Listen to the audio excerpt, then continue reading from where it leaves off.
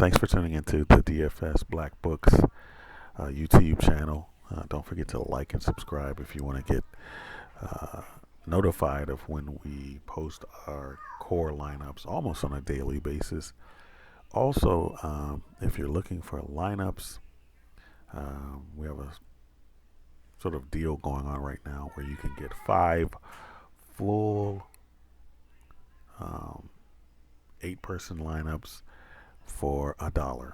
That's 5 full lineups for $1, half an hour before lock. So in today's case, at 5:30, go to the site dfsblackbook.com, pay $1 via PayPal, and we will give you 5 full sites. I mean, 5 full lineups. So what have you got to lose?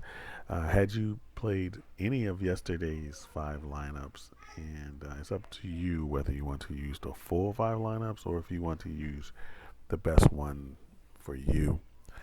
We had one that was a 311, and then we had a couple that was in the 260s and a couple that was in the 270s. So only 1 out of 5 cashed tournament wise.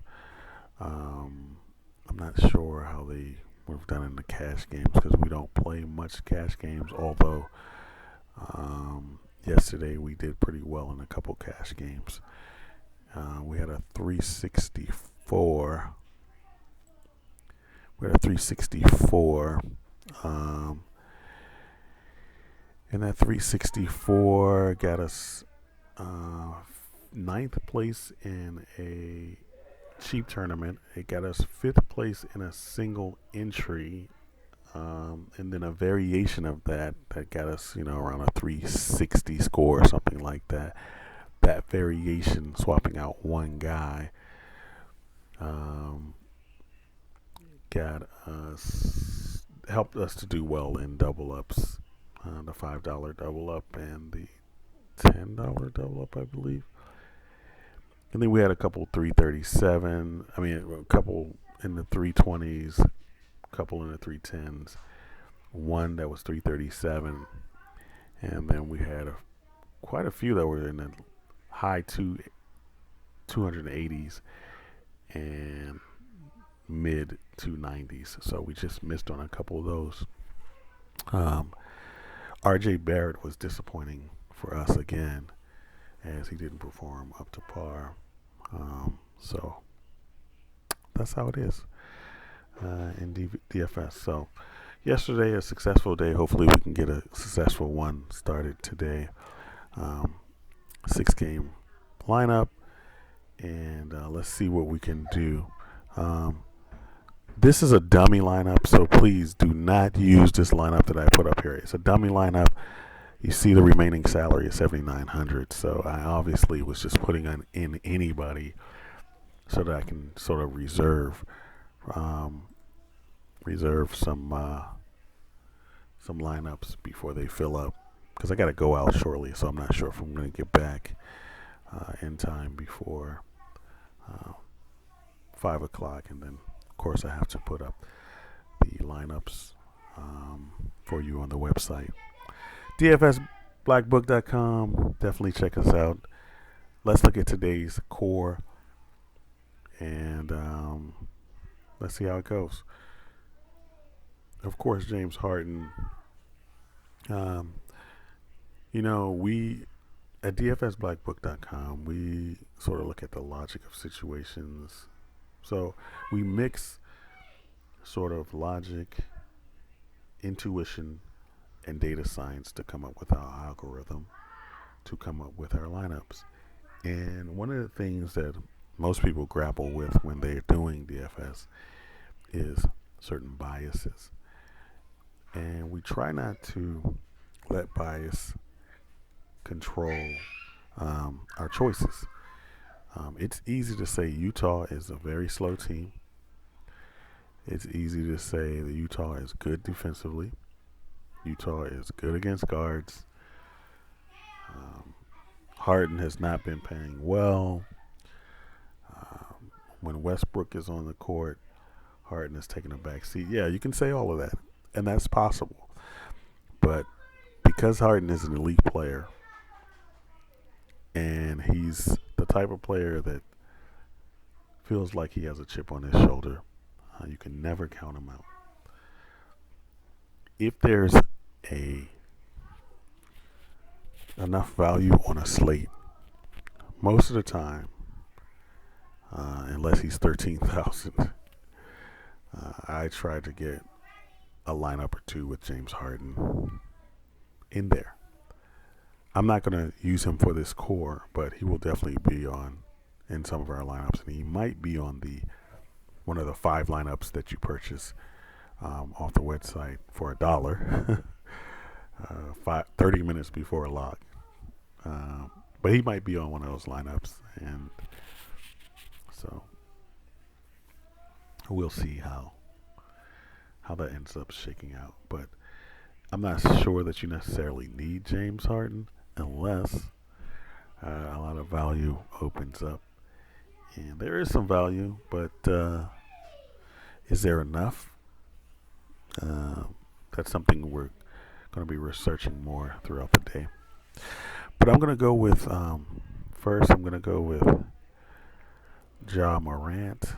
He's in a good spot. Washington against guards. I don't care if everybody's returning like Hachimura, Thomas Bryant, Davis Bertans, Moritz Wagner, any of those players. They're getting a lot of their players back. They're getting healthy again. They got Shabazz Napier and Jerome Robinson.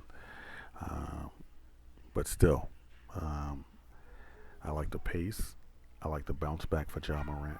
Ja Morant didn't necessarily do too well last game against a good Philly team defensively. He still got a 25, which isn't bad. But most of the game, he was not doing well at all. So I think he tried to close it out, but it was too late. So I like him. This is a fast-paced matchup, especially on Washington's side. So next, we at DFS Black Book, but I also like personally Donovan Mitchell. I think there's something to be said about All-Star versus All-Star. Congratulations, Donovan Mitchell. I believe he's an All-Star this year, but there's something to be said about that battle between him and Harden. And plus, Houston will give Mitchell some room to operate. Utah is known for that, ball control type of grind it out defensively type of team. They're known for that.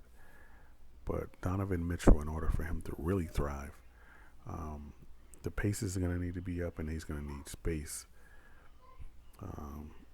at the top on the wings to be able to create and get to the basket. And the reason we think that he can be successful at doing that today is, first of all, the pace is up with Houston. Second of all, Houston is not necessarily good against guards. Third, he likes to create and get to the basket and make creative shots. And who's in the middle to stop him? There's no more Capella. So I think this game suits him more than any other player on the Utah squad. So I like him today. Next, by the way, this Memphis-Washington game, I certainly think you can stack. Now, in my experience,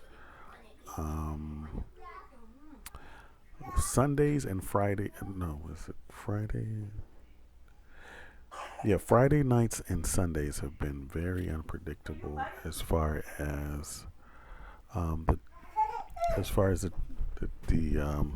players are concerned. Like, games don't typically go the way you would think they would go. I don't know if it's because it's Friday and the players are looking forward to the weekend and partying and they lose focus, or if it's Sunday and they had a Saturday out where they were kind of out on the town. But a lot of the games where you would think that they would be high scoring or a player would go off, that hasn't been happening, especially on Sundays for sure.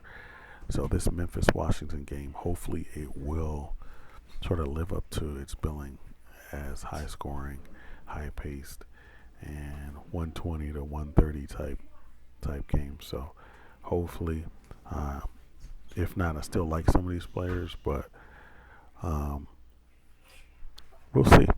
But stacking that game might be a good idea. Um, I also like the idea of stacking maybe the Miami Portland game because Jimmy Butler is out and he's the person that sort of is the glue to that good defense that Miami has. When he's out, a lot of his instincts and his steals and intangibles leaves the team vulnerable. And plus, there's been a lot of turnover and a lot of trades from Miami. So this game might be a little bit higher scoring than you would think. It might be stackable. So keep that in mind. But anyway, I am going to go back to this Memphis-Washington game. And I'm going to go with Jaren Jackson Jr. I like his price. I like his upside in this particular game. We'll see how it goes. It's not going to be as easy as it was when Hachimura was out, when Thomas Bryant was out. But he's talented enough to get 6X. He's going to need to get around 36 points to pay off that salary.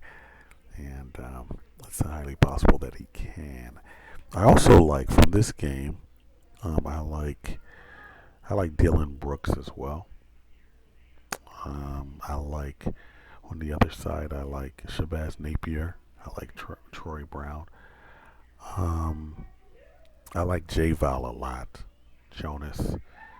I'm not even going to pronounce his last name, but I like him at center. J-Val. I like him a lot too. So those are some tips. Keep those people in mind. Add them to your list. See how it goes. I also like today for our core, I like Julius Randle. He has been surprisingly consistent the last several games. He has this stigma of being sort of like a wild horse in the sense that you never know what you're gonna get from him. He makes bonehead plays, but he's been remarkably consistent the last several games, and I've earned a ton of respect for Julius Randle after I saw a little MSG Network special on him, and he's very thoughtful, he's very loyal, and he's loving towards his family, and he loves his children, and so I have a place in my heart for him, but he should have done much better in his last game against the Magic. Now, the Magic is good defensively, but he got us a 32, which wasn't where we needed him to be. But I can't remember the last time he got below a 30 or even in the 30s besides this last game. But I look for him to bounce back against Atlanta. Clint Capella is not in yet. John Collins I like on the other side of that game too, so keep that in mind. 7 of 17, I think he's going to do better than that, and I think he still will take around 15 to 17 shots. So I like him. I also like Mitchell Robinson in that game, so there's another tip for you. So adding him to the core, and actually I'm going to go to Collins. I'm going to go to Collins here as well, especially if Trae Young is out. Trae Young, I like him in this game, but Trae Young is questionable. And if he was a soft questionable or a probable, then it would be all good. I would definitely be interested in him. But I think it's his ankle again, and he has had ankle problems throughout the year in both ankles. So there you go. Ankle is questionable. So we'll see if he gets in. We'll see if the All-Star does his thing. If he does, I'm going to have him in some lineups for sure. Okay, so this is who I like, and this is who we like at DFSBlackBook.com. Again, like and subscribe, and then also 30 minutes before lock, go to dfsblackbook.com, pay your $1 YouTube, and then you'll get 5 full lineups. And you never know, you might just win.